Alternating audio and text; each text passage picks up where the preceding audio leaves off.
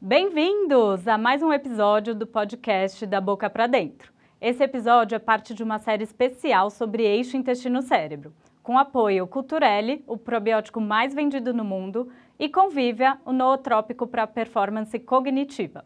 Serão 10 episódios com participação de convidados incríveis. Falaremos sobre intestino, neurociência, psicossomática, neuroinflamação, performance mental e muito mais.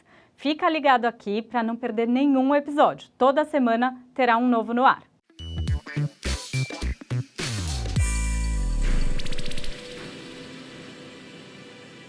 Dando continuidade à nossa série de eixo intestino-cérebro, eu estou com uma pessoa muito especial que eu tenho a honra de entrevistar, que é a professora Sônia Tucunduva. Ela é professora, escritora, já ministrou diversas aulas, escritora de 12 livros publicados já e tem mais livro vindo por aí. Então, estou muito honrada de estar aqui. A gente vai falar sobre a importância da nutrição, dos nutrientes no nosso humor, na nossa saúde mental, na nossa saúde intestinal e na nossa saúde como um todo. Obrigada, Sônia, por estar aqui. Obrigada, Karina. Um prazer estar com vocês. Também estou nervosa, viu? Porque participar de um podcast com a Karina é uma coisa muito importante na minha carreira. Muito obrigada pelo acolhimento e pelo convite. Então, eu queria começar, como eu falei, você tem uma importância na vida de todo nutricionista, porque você tem feitos que a gente aprendeu nutrição através das suas obras, que é a pirâmide alimentar, da tabela de nutrientes. Conta um pouquinho da sua carreira, como que você chegou na nutrição. Eu começo trabalhando em saúde pública, na Secretaria da Saúde, com os programas de nutrição, para que o nutricionista, integrando a equipe multidisciplinar, pudesse chegar na população. Quando aparece a oportunidade de eu ir para a Universidade de São Paulo, eu já estava fazendo meu mestrado, e na universidade é todo um programa de titulação, então eu precisava mestrado, doutorado, e dando aula de técnica dietética, que era uma área assim que eu não gostava. Não gostava? Não gostava. Fui fazer nutrição pela relação do homem, do alimento e dessa sincronicidade que deve acontecer, né? Mas a presença dentro do laboratório não era uma coisa muito confortável. Eu saí da minha zona de conforto e fui para o laboratório. E comecei a fazer um banco de dados enorme. Então, desse banco de dados, que significava o seguinte, Karina, eu pegava o alimento, pesava, preparava... Eu não, né? Os meus alunos todos, na época, era uma disciplina que se chamava técnica dietética. E daí eu fui fazendo esse banco de dados, que saíram 2 grandes trabalhos. O primeiro foi um software, que foi o Virtual Nutri, que ainda está até agora, ele é web, mas está à disposição, e desse banco escrito, como estava na época da rotulagem, sim, o Ministério da Saúde começou esse programa dos rótulos e precisava uma tabela de composição de alimentos nossa, que na época não existia. Não existia brasileira. Não. Então, eu cedi o meu banco de dados da tabela para o Ministério da Saúde para dar início a essa dinâmica de calcular o rótulo. Depois o Ministério se interessou, fez outros projetos, né? E eu dei continuidade à tabela. Então, os 2 primeiros grandes trabalhos que eu fiz em cima da minha zona, que não era de conforto, mas acabou sendo, foram esses 2 momentos, né? O software e depois a tabela, que hoje vai para 7ª, 8ª edição. Nossa, e eu lembro quando eu estava na faculdade, me formei, a gente aprendia a calcular a dieta assim na mão, na raça, né? E a gente usava a tabela da Sônia, olhava cada alimento e calculava ali por 100 gramas, quantos gramas que a gente ia colocar para o paciente. E é muito importante que a gente conheça os nutrientes, né? Porque conheça os alimentos, o que aquele alimento compõe para a gente colocar na dieta. Na realidade, o que a gente sempre passou para o aluno e nas nossas publicações é essa questão de você fazer esse link, né? O que é o alimento, o que ele tem. E mais recentemente, né, Karina, é como você come esse alimento. Por que você come esse alimento? Então, entra hoje numa área de conhecimento, que é a nutrição comportamental, que eu também formei vários alunos em mestrado, em doutorado, nessa área do comportamento.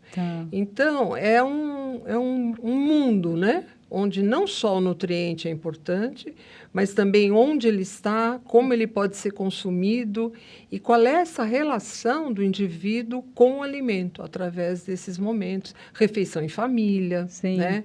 Eram aspectos que não eram muito abordados. Sim, sem dúvida. São muito importantes. A gente falou bastante aqui nessa série, porque eu atendo muito paciente que tem intestino irritável, que tem algum desconforto gastrointestinal. E eu sempre falo para os meus alunos, tanto profissionais quanto pacientes, você tem que estar preparado emocionalmente para receber aquele alimento, porque não tem coisa pior do que você comer com raiva, você não vai digerir e aquilo vai acabar prejudicando o seu intestino, né? Eu lembro um fato, eu sempre conto isso porque eu acho até curioso, faz parte já da minha trajetória. Nós tínhamos na faculdade uma clínica de atendimento, não só para pacientes, mas para familiares dos funcionários da Faculdade de Saúde Pública na USP, né? E nós fazíamos uma dinâmica com 12 participantes.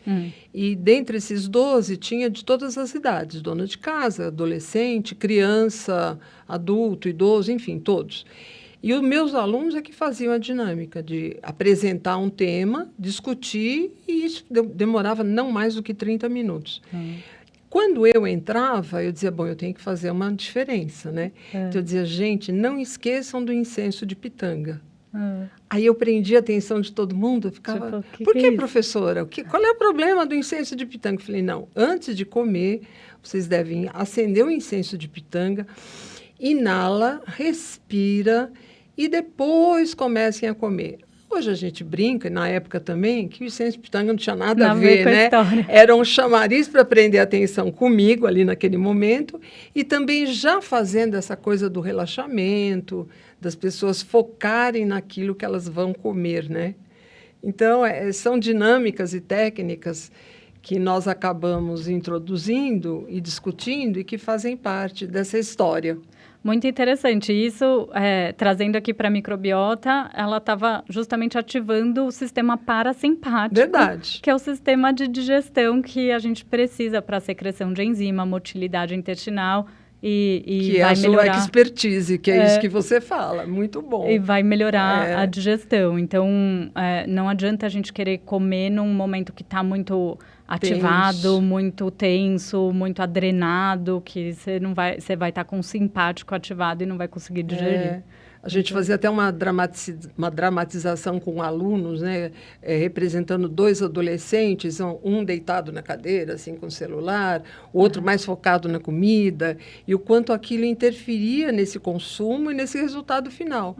Às vezes era uma manutenção de peso, uma perda de peso, enfim, coisas do tipo que a gente trazia para discussão no grupo. Até de compulsão, né? De compulsão, de transtornos alimentares, né? Aí entrava tudo. Sem dúvida. E conta um pouco do projeto da pirâmide alimentar, como que foi a ideia? A pirâmide, nos Estados Unidos, na década de 80, ela aparece. E ela passou também a ser utilizada pelo Chile na época. E as pessoas passaram a me fazer essa demanda. Escuta, e para o Brasil não tem nada? Como é que a gente vai trabalhar essa questão? Porque só tinha a roda de alimentos, né?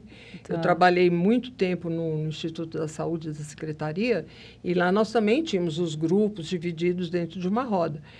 E eu resolvi fazer a primeira adaptação dos alimentos que eram americanos para os nossos. Então, aparece o arroz, o feijão, em grupos separados, com a orientação de que a combinação aminocídica era ideal, que era do hábito alimentar do brasileiro, com toda essa, vamos dizer assim, essa preocupação de adaptação em cima de 3 dietas com valores calóricos diferentes e também com a possibilidade de uma consulta, por exemplo, se eu dissesse que uma determinada porção do alimento, que já estava no rótulo, aí vem para a pirâmide com essa mesma conotação, né? Teria um X de nutrientes ou um tanto de energia, quanto era isso quantificado numa medida usual, que era a antiga medida caseira, né? Então, você consultando esse material, você teria condições de saber e passar para o seu paciente, para o seu usuário no grupo, que 4 colheres de sopa de arroz corresponderiam a 150 quilocalorias. Então, todo esse trabalho de vamos dizer assim, de tradução, né, do que é o nutriente, de quanto é o alimento, da quantidade dessa porção estimada. Esse todo foi um trabalho que eu fiz e desenvolvi na primeira versão da pirâmide. Nossa, e quanto eu usei a pirâmide ali na consulta, né, para ilustrar para o paciente, para ele entender, isso ajuda demais mesmo. Incorporando, né, Karina, as coisas que normalmente são ditas, mas as pessoas que estão na orientação alimentar, educação nutricional, às vezes ela não consegue transmitir, né? E o paciente não tem adesão àquela nova orientação ou reforço da orientação. Então, essa possibilidade de você trazer um pouco de uma forma mais real foi muito importante. Isso foi para copo, agora eu estou revendo, né? Então, vamos adiantar já? Posso contar? Pode. Eu estava louca. Fico ansiosa. Quando a editora Manoli, que é com a qual eu trabalho, me pediu uma nova edição da pirâmide, eu disse, olha, tem que mudar, né? É como roupa, é como moda, é o marketing das coisas. Né? As pessoas meio que cansaram daquele mesmo discurso, até porque houve, em paralelo a isso, nesses últimos anos, uma nova classificação de alimentos baseada na industrialização e na tecnologia. Que às vezes eu não concordo muito, mas ela está aí e ela é bastante divulgada. Falei, então a pirâmide tem que trazer uma nova mensagem. E aí eu pensei no metaverso da pirâmide. Falei, bom, ela vai pegar quem? Vai pegar o aluno jovem, vai pegar o profissional que está trabalhando com grupos diferentes, numa nova era que é da tecnologia, da rede social e de instagramável, né? Enfim, tudo que a gente puder trazer vai ser interessante. E nós estamos trabalhando nisso, e essa nova edição, que é praticamente um livro novo, né? Vai trazer o metaverso da pirâmide. Nossa, você quer que eu já conte? Quero. Então, nós fizemos uma inversão. O que era a base com todos os cereais, agora ela passa a ser um segundo nível, e eu tenho aquilo que a gente quer que mude, que é o consumo de frutas, legumes e verduras. Então, hoje, né, eu tenho uma recomendação de 400 gramas por dia de frutas, legumes e verduras. Faz 20 anos que a gente trabalha com essa orientação, com esse esquema, seja no prato, na pirâmide, em qualquer que seja o infográfico. E o que a gente repara no cenário epidemiológico nutricional? Que a obesidade continua crescendo, o peso das pessoas não altera para menos, sempre para mais. E nós temos também a parte das doenças crônico não transmissíveis aumentando. Então, diabetes, hipertensão, os cânceres, né? E todo o desdobramento disso. Então, tem que ser meio que um tratamento de choque mesmo. Vamos investir, não na proibição, não que isso não possa ou aquilo não é conveniente. Nós vamos reforçar o positivo. E o positivo é consuma frutas, legumes e verduras. Como? Agreguei uma coisa nova no livro. Você vai me perguntar o quê, né? Lógico. Sabe o quê? As receitas. Olha, que legal. Então, eu trago, no final do livro, todo são 2 capítulos bem grandes com relação às receitas. Quais receitas? Café da manhã, almoço e jantar, alguns lanches intermediários, se a pessoa quiser fazer, não obrigatoriamente, porque isso também já mudou nessa dinâmica. Acrescentamos lancheiras, então a orientação de como compor esse lanche da população infantil.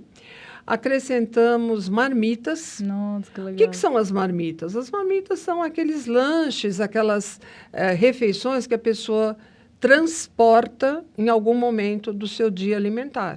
Então, normalmente o almoço, né? Porque o café da manhã ainda, infelizmente, não é do hábito, as pessoas pouco tomam café da manhã.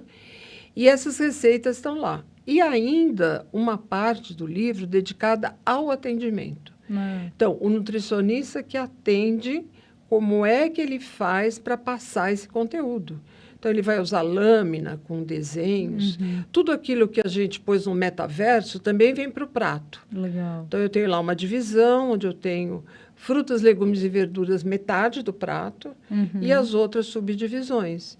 Diminuímos sensivelmente a quantidade de carnes, Tá. E a gordura ficou lá em cima no formato de azeite, que é uma coisa que a gente vai reforçar. Enfim, e trazendo até as punks, Olha né? que Que são as demais. plantas não convencionais, junto com os legumes e as verduras. As frutas regionais, porque o Brasil é um mundo, né? Tem A uma gente tem biodiversidade uma gigantesca. biodiversidade, sabe, coisas que devem ser incentivadas, né? Uhum. E tudo isso tem que impactar. Impactar é fazer barulho é aumentar o verso da pirâmide. Sim, nossa, Então, um bonequinho vai lá, põe o alimento, sabe? Uma coisa Olha. assim que visualmente a pessoa entre naquele contexto. entra nesse contexto que hoje é o que está valendo, né? É. A gente não está mais trabalhando estaticamente. Sim. Eu tenho que fazer esse processo andar. Eu acho que a gente está conseguindo. Adequar a linguagem, né? Adequar a linguagem, adequar o visual, né? Sim, muito legal. Colocar numa forma que seja palatável, né? E os carboidratos, então, eles subiram um pouquinho?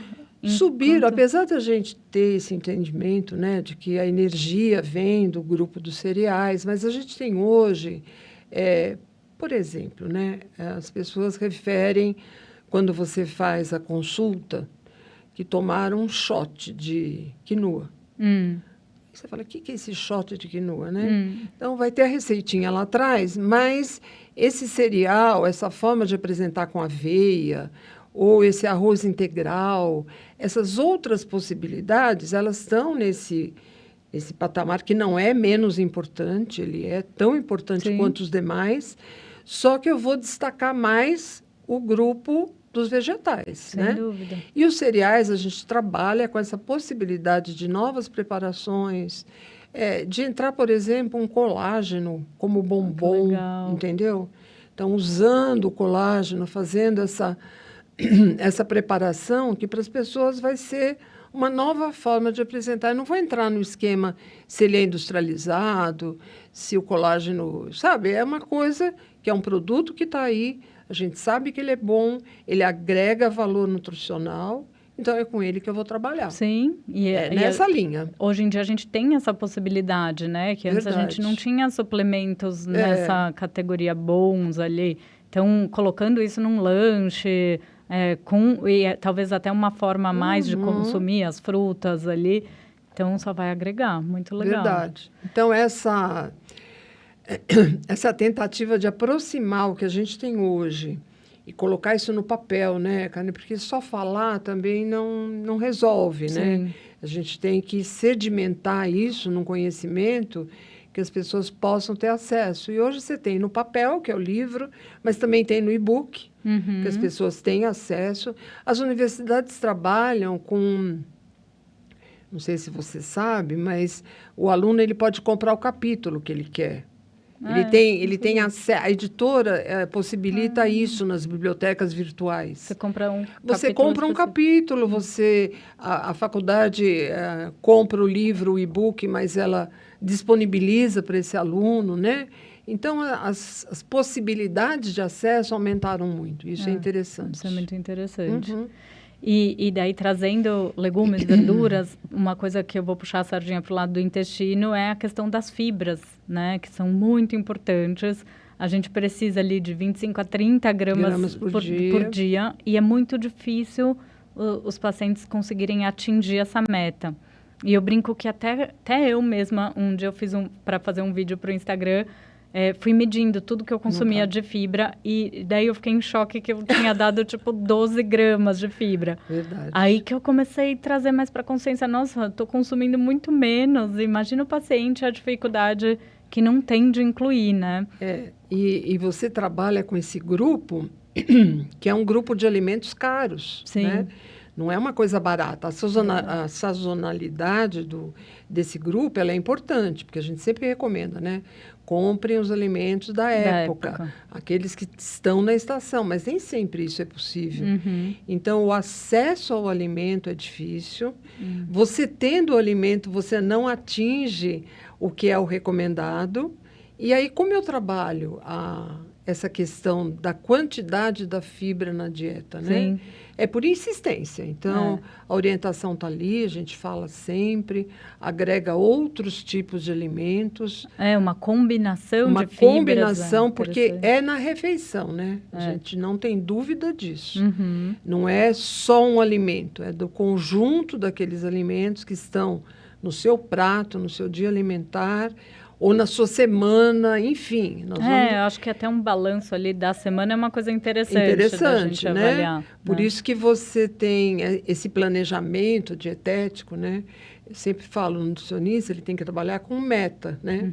Com o seu paciente. Você sabe disso porque você atende. E essa meta, ela tem que ser uma meta real. Não adianta... Não adianta. Então, vamos aos poucos? Vamos. Então, qual vai ser a sua meta? Isso tudo escrito, né? Tem que haver esse compromisso de mudar comportamento, o que é muito difícil, né? Muito difícil. Principalmente com alimentação, você tem várias influências que fazem com que haja uma adesão à dieta e uma mudança de comportamento. Sim. E o humor é uma das coisas, né? Essas doenças as emoções, todas, né? as emoções. E a gente tem trabalhado muito na linha que agora está entrando fortemente, né? Que é a questão da sustentabilidade, Sim. do estilo de vida, do sono e ainda dessa questão de você fazer um pouco da sua meditação em cima daquele momento, né? Sim. Então, você vê, se há 15, 20 anos atrás eu falava do incenso de pitanga, hoje eu trago o incenso de pitanga para uma relação namastê, né? E a gente tem que trabalhar essas questões porque a alimentação é uma variável. Do que a gente chama de estilo de vida. Do estilo né? de vida, do contexto. Harvard traz trabalhos, traz cursos. A gente está com nutricionistas formadas nessa questão do estilo de vida, transportando esses conhecimentos para a nossa prática diária. Então, o que era antes holístico, né? Você falava, nossa, essa nutricionista está viajando. Hoje é uma coisa muito real, né? Sim. Então, eu tenho que falar de todos esses aspectos e ainda da alimentação. Sim. Então, você veja, a nossa responsabilidade aumentou. Né? Nossa, mudou muito, Mudou né? muito. A gente tem que ter um acervo de conhecimentos. Por quê? Porque o nosso paciente hoje, ele vai para a internet, dá um Google, vai para o GPChat lá, dá outro, Enter, e ele tem todas as informações. Quando ele vai para a tua consulta, quase que é um momento de confronto, né? É assim, vamos ver o que esse nutricionista sabe, além daquilo que eu já fui pesquisar. Sim. E nos coloca sempre em situações que nem sempre são muito agradáveis, né? Então, a gente tem que ter esse domínio do conhecimento de tudo. De tudo. Muito interessante você está falando. Eu lembro, antigamente, quando eu me formei, era mais fácil atender, né? Porque o paciente não sabia nada. Ele vinha virgem, né? Não tinha noção do que era uma dieta saudável. Daí você dava ali aquela arrumada, aquela orientada e já tinha um super resultado, porque era uma mudança, né? E hoje em dia, meus pacientes já vêm tomando todos os suplementos, já fez todas as dietas ali principais para o intestino, já veio com muitas tentativas, muitos profissionais, e daí você fala, e agora? É quase que uma história de casamento, né? Hoje em dia, os casais vêm de relacionamentos múltiplos e anteriores e todos trazem a sua história, trazem o seu cenário, os seus vícios, suas crenças, né? E a gente, com alimento, é a mesma coisa. Quando esse paciente chega para você, ou esse indivíduo, ou num trabalho de saúde pública com comunidade, enfim... Todos já têm uma história e já ouviram falar. E esperam o quê? Uma coisa nova. Uma solução então, eu nova. acho que aí o suplemento entra nesse nicho de conhecimento, além daquilo que nós detectamos com evidências científicas, que são necessidades mesmo, né? Conforme a doença, você tem que suplementar. Da mesma forma, nós temos que trabalhar isso, né? Antes não tinha suplementação. A gente não falava nisso na graduação, né? Nada. Era uma coisa meio que escondida, assim. Era só quando precisava de um... Tipo uma deficiência sulfato de ferro. ferroso, né? Ou então uma vitamina D com uma vitamina A para o bebê, né? No materno infantil a gente fazia muita suplementação. E hoje, o que espera, né? Eu tenho muito testemunho de alunos que foram meus e que hoje ou coordenam um curso de nutrição, ou estão no consultório, que o paciente espera que você prescreva. Sim. Você tem que ser um prescritor, mas não é um prescritor com, às vezes, um nome já comercial. Você tem que fazer ali a sua formulazinha, porque ele acha que dessa forma talvez seja melhor. Uhum. E aí você tem que ter o poder de convencimento e dizer, olha, não, mas determinado suplemento já pronto, experimentado, testado, que passou pela Anvisa, que tem uma seriedade de propósito, é melhor do que esse que eu poderia te prescrever. Então, você vê, todo um trabalho, não só de passar o conhecimento, mas de convencimento Sim. daquilo que você acredita, né? Sem dúvida. E hoje em dia a gente tem caminhado para uma medicina, nutrição mais personalizada, né? Então, acho que a tecnologia de exames, conhecer a genética, conhecer a microbiota, tem trazido isso com mais clareza para a gente do que a gente via antigamente, que a gente via só um exame de sangue ali e tinha o padrão da dieta saudável, né? Como você vê essa mudança, assim, tipo, de estratégias não servirem para todo mundo, cada um ter a sua especificidade ali, a sua resposta a alguma dieta específica? Eu acho que todas são ferramentas que ajudam a você ter um diagnóstico melhor do seu paciente, né? Por outro lado, às vezes há um exagero de pedidos de exames, de testes, até porque a gente sabe que alguns testes têm uma durabilidade pequena, né? Então, aquilo serve para um determinado tempo. Daqui a pouco pode ser que mudou lá a cepa do... Sim. E aí já não é mais aquele probiótico, teria que ser um outro. Mas, enfim, eu acho que são momentos que a gente vive hoje muito importantes. E que todos esses indicadores que são de risco ou que servem para uma orientação mais dirigida, devem ser abordados. E essa orientação individualizada, ela é super importante, né? A pessoa, eu acho que ela se sente muito mais assistida, acolhida, né? Quando ela tem essa orientação voltada para ela mesma, né? Que ela se sente e fala, puxa vida, isso aí vai servir para mim e vai ser acompanhado, né? Sim. Isso tudo num processo. E que junte tudo isso que a gente está falando, né? O cultural, o comportamental, como está aquela fase da pessoa emocionalmente, né? Aquele cenário todo que senão a expectativa, né? A pessoa vem com muita expectativa e aí você não pode falhar nisso, né? Você tem que atender essa expectativa, você tem que passar para ela alguma coisa hoje que te dê um retorno, porque senão ela vai à primeira consulta e não volta mais, não é isso que acontece? E hoje em dia que a gente tem muita informação, eles vão querendo experimentar vários profissionais, né? Aí você fala, olha, daqui 15 dias você volta. Mas hoje eu disponho do quê? Eu tenho WhatsApp, eu tenho outros mecanismos que eu posso fazer um acompanhamento quase que diário. Sim. A gente trabalhou com um grupo de adolescentes numa comunidade de escola técnicas de São Paulo, e a gente ia lá, eu tinha 2 doutorandas fazendo esse trabalho. E o que foi premiado pela editora Abril foi uma tese da Ana Carolina Leme, que deu muito resultado. E o que aconteceu? A gente acompanhava pelo WhatsApp. Olha, que legal. O que você, do conteúdo de ontem, o que você gostou, o que não gostou, o que você fez, a receita que foi desenvolvida para esses alunos adolescentes, ela é factível? Você fez na sua casa? Seus pais fariam? Então, é uma coisa quase que, sabe, diária, né? Então, antes não dava. Eu ia ver esse aluno, esse adolescente, quando eu voltasse na escola, depois de, sei lá, semanas ou 15 dias, enfim. Com essa possibilidade, eu fiquei muito mais próxima. Deu mais engajamento.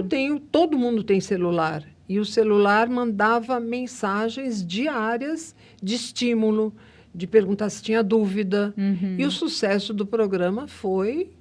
a gente conseguiu que adolescentes que estavam com um excesso de peso diminuíssem um pouco, pelo menos a circunferência da cintura. A gente teve alguns progressos, resultados bons. É muito interessante, porque eu acho que uma das dificuldades é manter ali a mudança, né?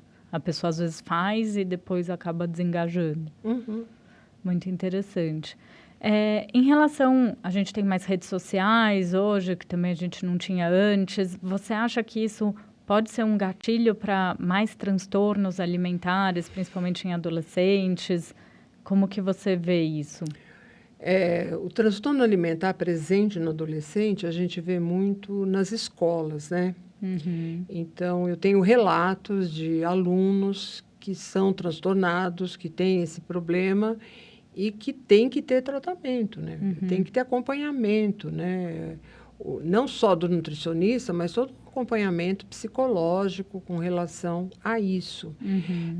Pelo fato de estar tão divulgado, tão disseminado, pode ser que esse adolescente queira, de uma certa forma, ter aquele tipo de conduta alimentar que poderia levar a um transtorno, que seria uma anorexia, uma bulimia nervosa.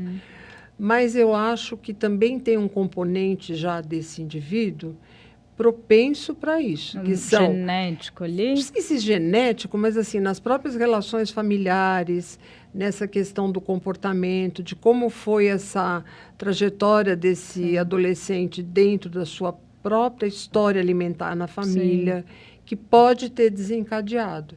Então, eu não atribuiria só à rede social, mas a esse conjunto de fatores que seriam de risco para o desenvolvimento, que também não é só para transtorno alimentar, né? É para droga, é para fumo, é para álcool, todas as substâncias que, teoricamente, trariam prejuízo para a saúde desse adolescente. Sem dúvida, é uma fase que tem que observar bem. Eu fiz uma palestra no Colégio São Luís, que é onde a minha neta estuda, e era para alunos da série dela, que na época deviam ter entre 12 e 13 anos, 11, por aí. E eles juntaram as salas nesse momento e o professor da área de biológicas me disse, professor, eu vou pedir que eles façam as perguntas com antecedência. E foi o que ele fez. Então, se você visse o nível das perguntas que vieram para mim, foi muito interessante.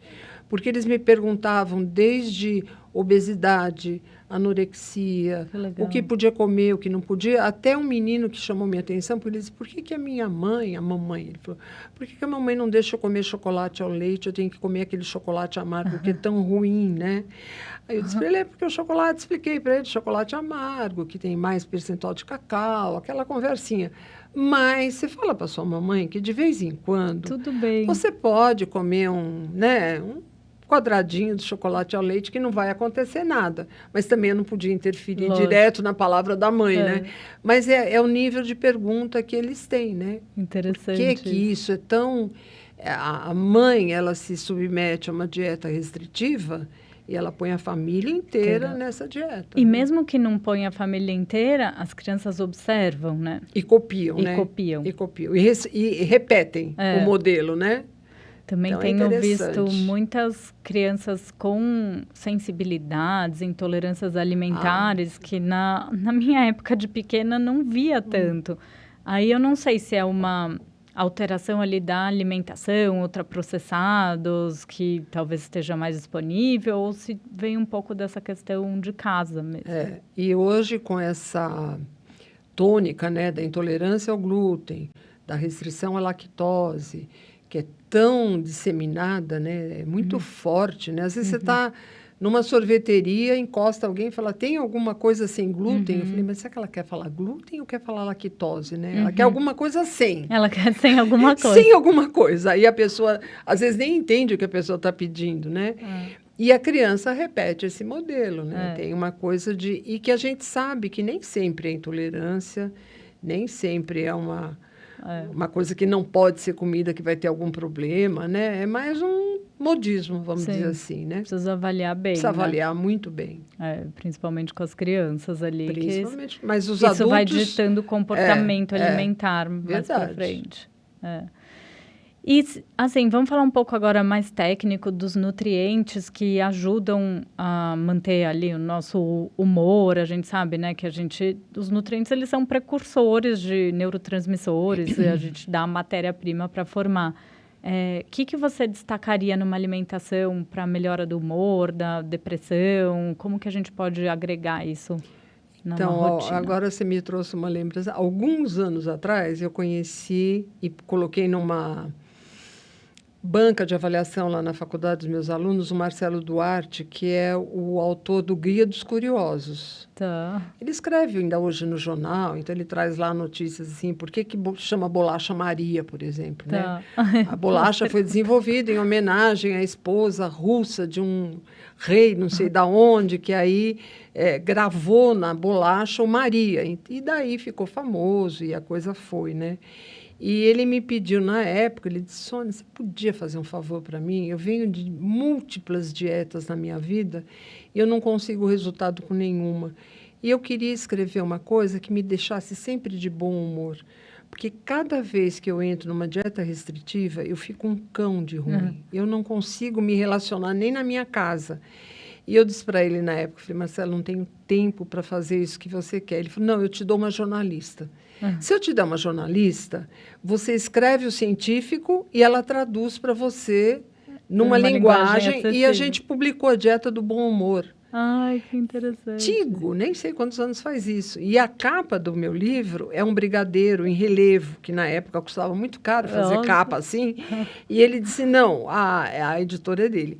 O brigadeiro eu consigo pôr no relevo do chocolatinho. Do assim, granulado. E a gente conversou sobre isso, né? Quais seriam esses alimentos. E na época eu dizia, Marcelo, é uma dieta saudável. Uhum. Se você fizer a composição da sua alimentação com tudo que você sabe que tem que ser, então, as frutas, os legumes, as verduras, você coloca isso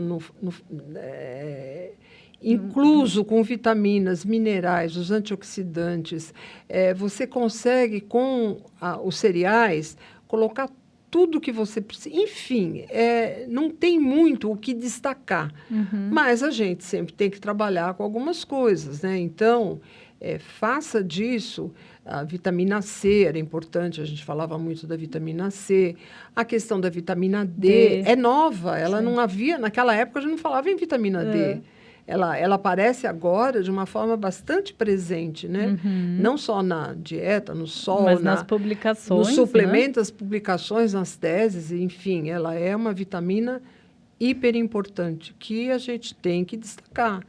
E todos os minerais, né, cara? Então, a gente tem o selênio, tem o zinco, tem o ferro. Isso tudo traduzido em quê? Outra vez nos alimentos.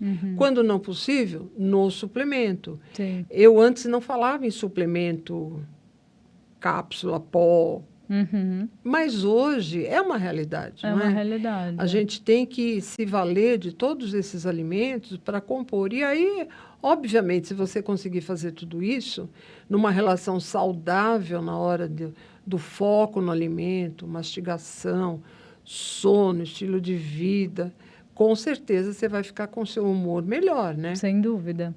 É que todo mundo busca um atalho, né? Então, o grão de bico tem triptofano, a banana tem triptofano, sim. Daí quer comer a gente fala, o feijão, o grão de bico, a banana, esses são alimentos, assim, tradicionalíssimos na questão do bom humor, né? A gente sabe disso, mas não vai ser a banana. Mas não adianta comer... Para nós, a gente sabe que não adianta comer uma dúzia de banana que você não vai ficar com bom humor, mas pode ajudar.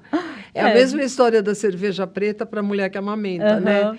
Tinha aquele conhecimento antigo que se você tomasse cerveja preta, você teria mais leite para amamentar seu filho. Aí a mãe vinha e perguntava, você falava, olha, faz o seguinte, toma cerveja preta, toma bastante líquido, bastante chá, né? E aí você vai melhorar essa sua produção láctea. Então, é a mesma história, É a mesma história, não adianta 10 bananas e ter uma dieta inflamatória, faltando fibras, faltando fitoquímicos, verdade. Né? Então, acho que essa sinergia como um todo que vai ajudar. A gente até falou muito aqui na série sobre neuroinflamação, que a microbiota pode contribuir ali com processo mais inflamatório no intestino, no nosso cérebro, isso trazer questões mais de brain fog ou de alteração de humor. E a dieta equilibrada vai ajudar realmente a diminuir esse processo, né? A gente tem uma publicação que são os alimentos funcionais, né, que trazem assim inúmeros capítulos sobre cada uma dessas relações, né, do alimento com a funcionalidade deles. É um livro que está muito bem fundamentado. E o da vegetariana, que eu não sei se a gente vai falar ou se eu já Vamos, posso eu dar já ia uma... puxar esse gancho agora. Você acha que é uma tendência as pessoas virarem vegetarianos por saúde, por ideologia? Fala um pouco sobre isso. Olha, eu acho que é muito concreto, né? Eu fui agora em maio para uma feira de alimentos em Chicago. Legal.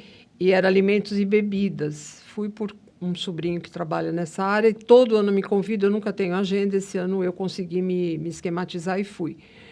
Eram 50 mil inscritos, Tá, nossa. 12 mil estandes. Caramba. E a maioria desses estandes, tirando utensílio, equipamento, essas coisas, eram alimentos e bebidas. Na área de alimentos, plant-based. Então, e na área de bebidas, só para você saber, era bebidas alcoólicas sem álcool. Tá super na moda. E águas saborizadas. Então, eu fui percorrendo. Bom, no final do dia, a gente já nem sabe para que lado que vai, né? Porque eram 3 dias de feira, eu não consegui fazer absolutamente... Metade. Não, eu fiz tudo, mas assim, passando, tipo leitura dinâmica, né? E a vegetariana, eu acho que ela tem um apelo, né, da sustentabilidade, Sim. da ética, de uma transição, porque as pessoas passaram a pensar no alimento de uma forma diferente, e eu acho que não tem retorno. Não, a gente com vai certeza. ter que trabalhar com todas essas pessoas, esses indivíduos que realmente querem fazer essa transição, se já não fizeram. Então, nós estamos falando do vegetarianismo, mas estamos falando do veganismo também, aí tem o flexitarianismo, enfim, tem as várias classificações, né? Variantes. Mas o vegetarianismo mesmo, que é essa possibilidade da pessoa tirar a proteína animal e ficar na proteína vegetal, é concreto. Eu acho que cada acho vez que é um caminho sem volta. mais mesmo. caminho sem volta, é isso mesmo. E de publicações e dessa questão da sustentabilidade, que não fica só no alimento, né? Mas E tem, assim, as evidências científicas e um grupo de profissionais da área de alimentação e nutrição que tem uma militância com relação a isso, né? Sim. Você sente, assim, muita emoção naquilo que eles colocam, né? E quando você tem, por exemplo, uma pessoa na família que é adepta do... Aí, eu saí de um congresso uma vez, a médica entrou no elevador e falou, professora, posso fazer uma pergunta? Eu falei, lógico, né, gente? A senhora é vegetariana? Eu disse, não. Então, a senhora engana bem.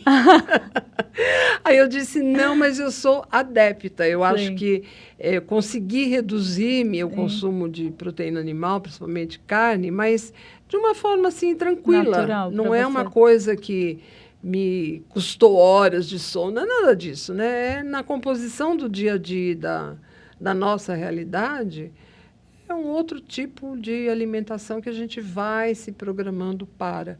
Mas isso não significa que eu não ame um bom churrasco, que a gente não tenha um contato cultural, né, cultural também, com todos brasileiro. esses tipos de alimentos, é isso mesmo. E você vai lançar um livro sobre... Eu já tenho um livro sobre vegetarianismo. Tá. Ele está aí bem colocado. Eu fiz junto com a Carolina Pimentel e a Márcia Teixeira. Legal. São 2 nutricionistas que trabalham com essa área.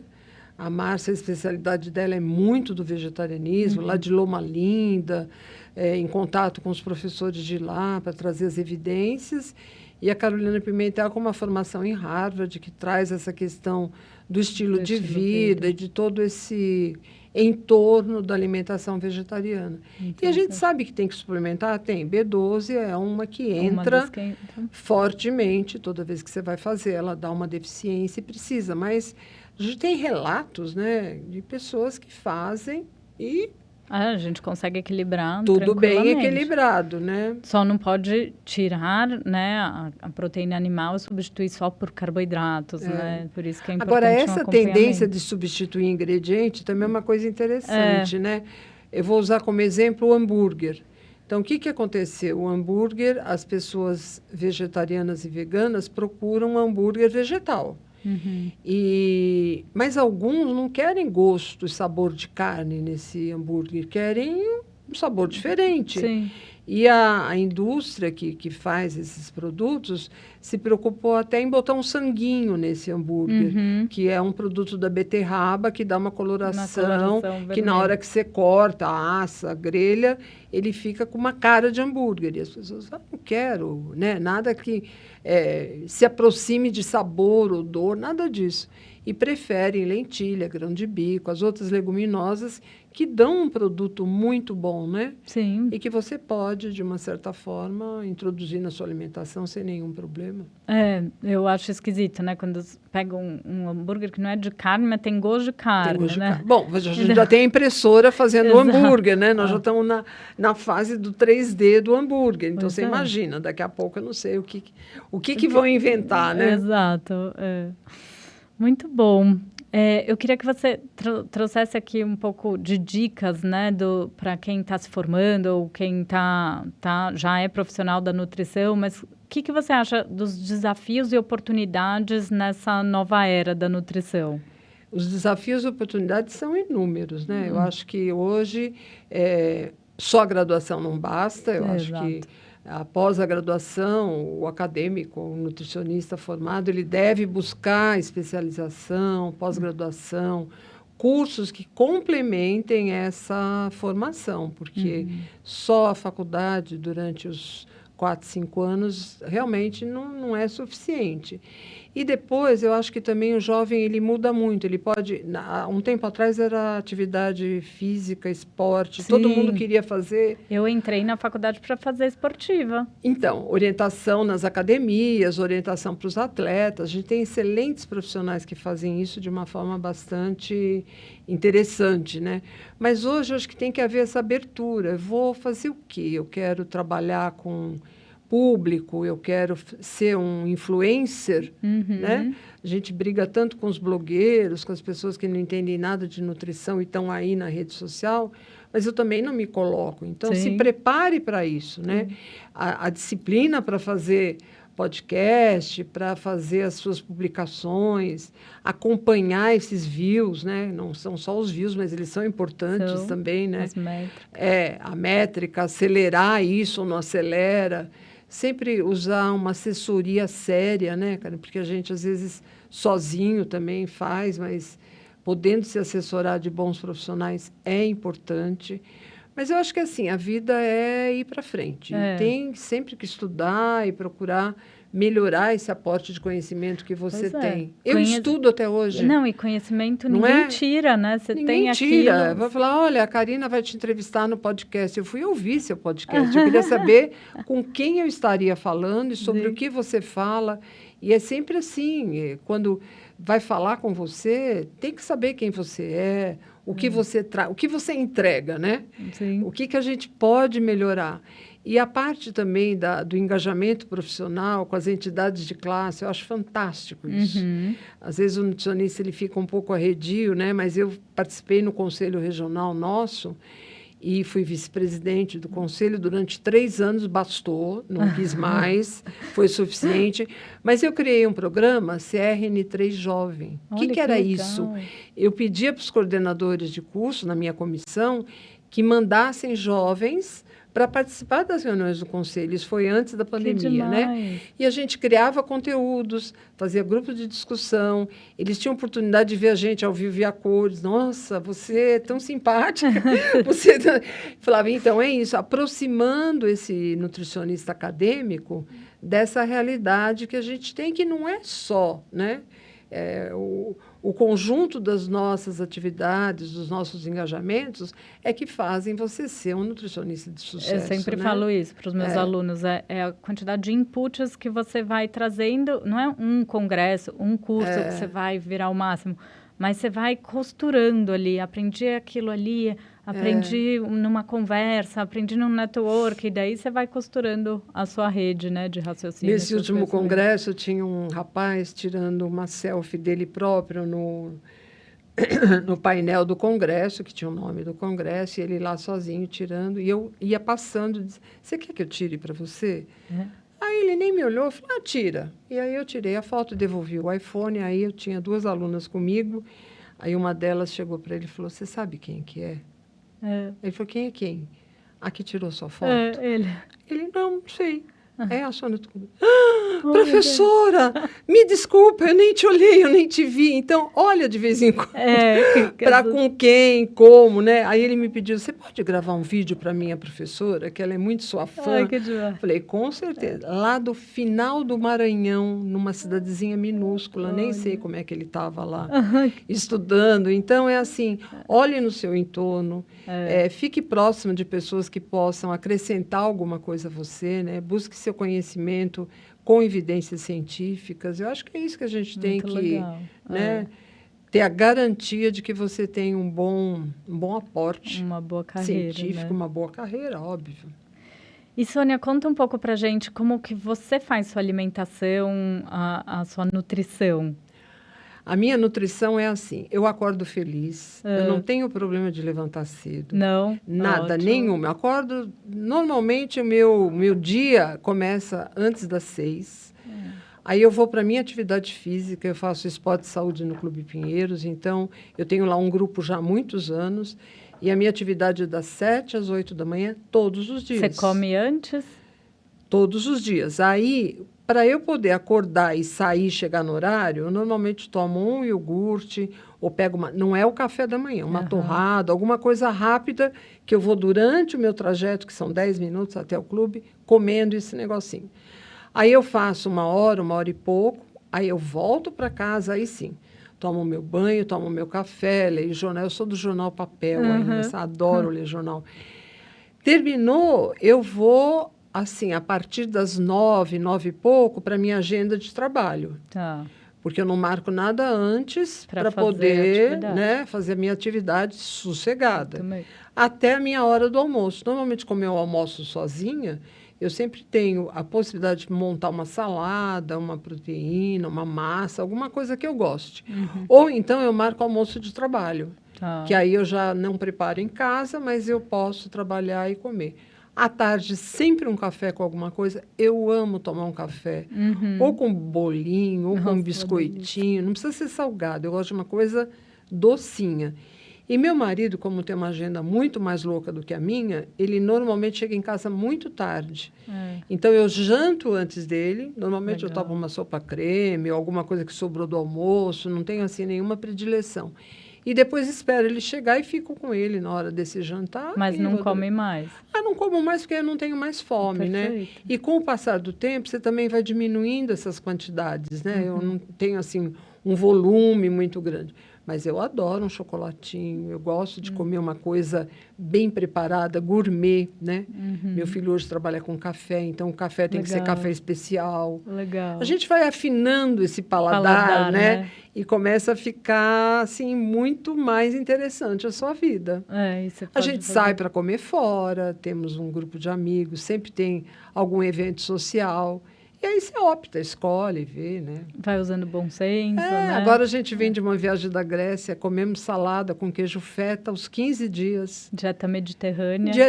Que agora me disseram que vem uma dieta mediterrânea verde. Só verde. Então, eu falei, bom, a nossa foi tomate, pepino, alface, o queijo, cebola e o pimentão. É uma delícia. E essa mediterrânea verde deve ser só de vegetais verdes, né? Então, vem as ondas, vem as modas. Mas a estrutura não cai, não muda. Né? Não e muda. Aí, assim, o meu discurso é a minha prática. Eu realmente tento, assim, fazer... Mas nada de obrigação, sabe? Eu como bem parecido com você. Flui, né? Mas gosto muito dessa parte das saladas. Eu acho que me atrai bastante. Muito bom. Em diferentes composições, né? Algum suplemento você usa de rotina? Vários. A gente vai colocando, né? Antioxidantes, o colágeno. Não, agora eu comecei com a cúrcuma. Eu acho uma delícia. A cúrcuma, para mim, é muito... assim, eu acho que melhora a questão da imunidade, a questão de várias coisas, né? Vitamina D, ômega 3, tudo isso já entra no meu cotidiano. E recomendo também, prescrevo. Falei, olha, Eu não tenho consultório, mas eu tenho um séquito aí de gente que me pergunta as coisas. Eu falo, gente, suplementar hoje tem que suplementar. Tem que suplementar. Não tem jeito. Não... acho que mudou muito o padrão da nossa alimentação, a quantidade de refeições, né? As mudanças climáticas, o solo, o preparo, né? Tudo isso, o tempo que você dedica a isso, que teria que ser maior, mas não dá. Então... sem retorno mesmo. Acho que é uma coisa da busca da qualidade de vida que eu acho que eu estou conseguindo manter. Muito, muito bem. Ai, que bom. Obrigada, Sônia. Foi incrível o nosso papo. Estou ansiosa para ver essa pirâmide no metaverso. Você vai ver logo, logo. Estou animada. É uma honra. Nunca imaginei que eu iria te entrevistar. Então, posso garantir que hoje é um dia especial para mim. E um dia especial para mim também, poder falar com o seu público, né? E nesse projeto tão lindo que vocês estão desenvolvendo e trazer um pouco mais, são reflexões do que afirmativas, né? A gente sempre traz uma possibilidade de sair daqui pensando. Então, leva para casa isso, pensa e depois metaboliza, né? Exatamente. Mas muito obrigada, viu? Foi um prazer imenso. Eu que agradeço. Turma, vou deixar todos os contatos da Sônia aqui na descrição desse podcast. Compartilhem esse episódio com quem precisa saber desse assunto.